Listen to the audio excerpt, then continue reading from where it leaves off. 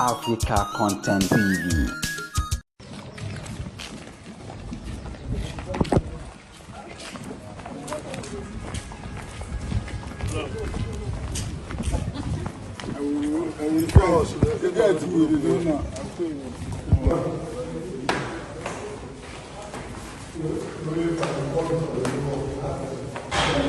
Alors si les compagnies.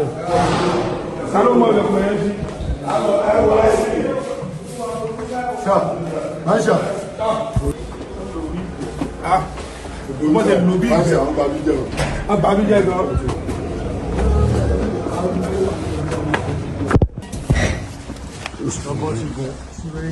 Ah.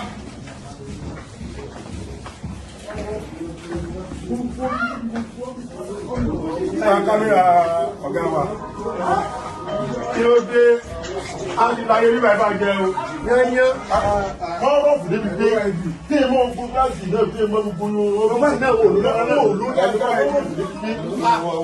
Comment vous débutez?